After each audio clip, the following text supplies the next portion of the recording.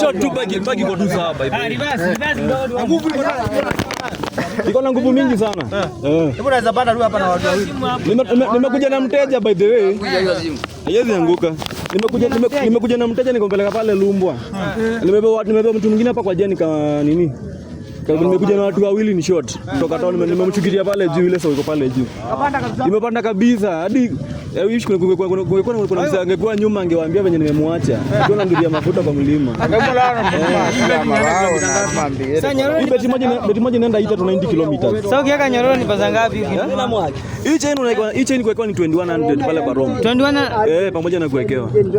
Na inakaa unajua hishi juu hakuna clutch. Hiyo ni moto hiyo yenyewe ubaki sasa.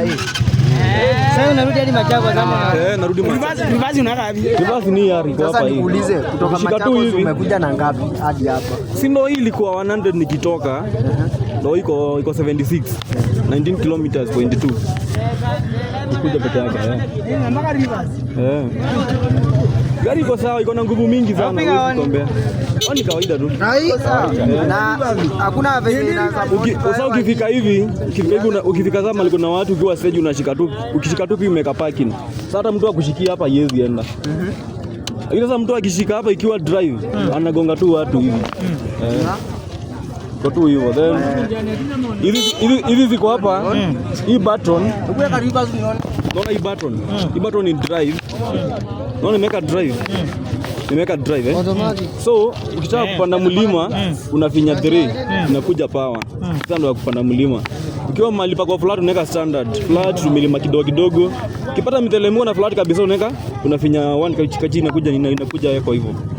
Sasa kupanda mlima unafinya 2 3. Kuna watu wanasema hii baki ina nguvu juu wenye hawajui kutumia hii button.